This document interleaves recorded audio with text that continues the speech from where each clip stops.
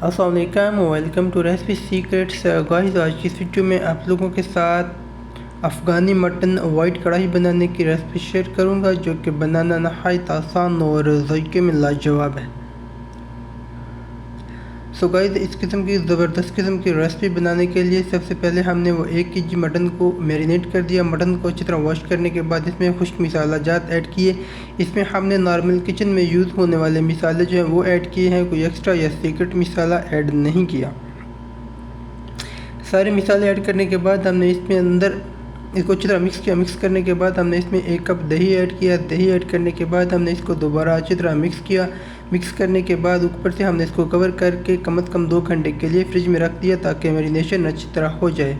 So guys, उसके बाद हमने 1 अदद मीडियम साइज़ के प्याज को काट के एक पैन के अंदर ऐड किया।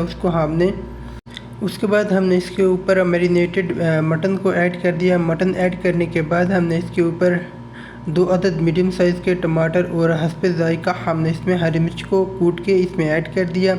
ये सारी चीज़ें ऐड करने के बाद हमने इसके अंदर हस्बे ज़ायका नमक भी ऐड कर दिया। उसके बाद हमने इसको मीडियम टू लो फ्लेम पे ऊपर से कवर करके कम से कम आधे घंटे तक पकाया। इसमें हम पानी ऐड नहीं कर रहे। तो गाइस, आधा घंटा कुक करने के बाद हमारे जितने भी इंग्रेडिएंट्स थे वो इसमें अच्छी तरह टेंडर हो चुके हैं। उसके बाद हम इसकी कम से कम 15 मिनट तक मीडियम टू लो फ्लेम पे भुनाई करेंगे। अगर इसमें मटन अच्छी तरह टेंडर नहीं हुआ तो आप थोड़ी मिकदार में पानी ऐड कर सकते हैं।